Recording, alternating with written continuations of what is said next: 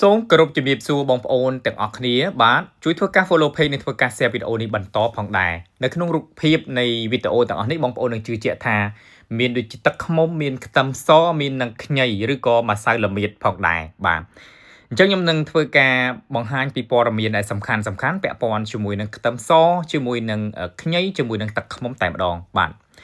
ពួកគេមិនចង់ឲ្យយើងដឹងថាតើអាចព្យាបាលខ្លួនឯងបានដែរឬទេពួកគេមិនចង់ឲ្យយើងដឹងថាតាមរយៈរបៀបរស់នៅសាមញ្ញនិងការផ្លាស់ប្ដូររបបអាហារ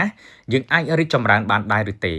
ពួកគេមិនចង់ឲ្យយើងដឹងថាថ្នាំដែលពួកគេផ្ដល់ឲ្យយើងគ្រាន់តែបិទបង់រុំលើបញ្ហានោះទេមិនមែនជាសះស្បើយឡើយពួកគេមិនចង់ឲ្យយើងដឹងអំពីអាហារកែច្នៃខ្ពស់ស្ករកែច្នៃខ្ពស់គឺជាអ្វីដែលបណ្ដាលឲ្យរលាកបណ្ដាលឲ្យកើតជំងឺទឹកនោមផ្អែមបណ្ដាលឲ្យកើតជំងឺបេះដូងបណ្ដាលឲ្យកើតជំងឺមហារីកពួកគេមិនចង់ឲ្យយើងដឹងថាវាបណ្ដាលមកឲ្យមានភាពតានតឹងបណ្ដាលឲ្យយើងមានការថប់អារម្មណ៍និងបណ្ដាលឲ្យយើងមានជំងឺធ្លាក់ទឹកចិត្តនោះទេនៅពេលដែលអ្នកកំពុងអង្គុយនៅទីនេះនោះដោយទុក្ខវេទនាពួកគេមិនចង់ឲ្យយើងដឹងថាព្រោះវាគឺបានធ្វើឲ្យយើងបន្តក្នុងការញៀនពួកគេមិនចង់ឲ្យយើងដឹងទេនៅអ្វីដែលជាប្រភេទអាហារធម្មជាតិដែលមានដូចជាខ្ទឹមសទឹកឃ្មុំនិងខ្ញីល្មៀតជាដើមបាទអញ្ចឹងវីដេអូទាំងអស់នេះខ្ញុំនឹងធ្វើការបកសម្រាយនៅវីដេអូក្រោយជួយធ្វើការ comment ខាងក្រោមវីដេអូបើសិនជាបងប្អូនចង់ដឹងអំពីគុណប្រយោជន៍របស់ខ្ទឹមស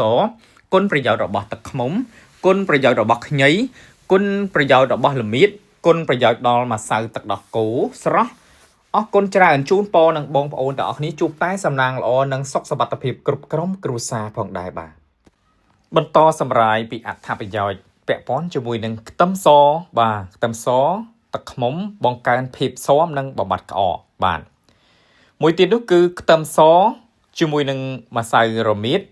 កាត់បន្ថយការរលាកនិងឈឺសន្លាក់ផ្សេងបាទចំណុចទី3នោះខ្ទឹមសនិងខ្ញីធ្វើឲ្យប្រសើរឡើងនៅប្រព័ន្ធរំលាយអាហារនិងកាត់បន្ថយក្អួតចង្អោរជាដើមទី4ខ្ទឹមសជាមួយនឹងទឹកដោះគោស្រស់មួយកែវពង្រឹងឆ្អឹងនិងធ្វើឲ្យប្រសើរឡើងនៅការគេងនៅពេលយប់បាទទី5នោះគឺខ្ទឹមស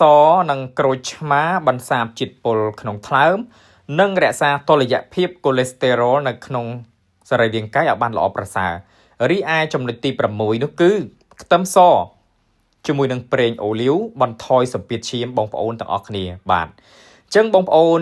អរគុណច្រើនសម្រាប់ការជួយធ្វើការ share វីដេអូនេះបន្តដោយសារតែខ្ញុំចាប់ផ្ដើមធ្វើការបកសម្រាយតែម្ដងកុំឲ្យបងប្អូនរងចាំបាទកុំភ្លេចជួយធ្វើការ share និង follow page ម្នាក់មួយផងដែរជូនពរឲ្យបងប្អូនគ្រប់ក្រុមគ្រួសារទទួលបាននៅសុវត្ថិភាពសុភមង្គលនិងអាយុវែងគ្រប់គ្នាផងដែរបាទ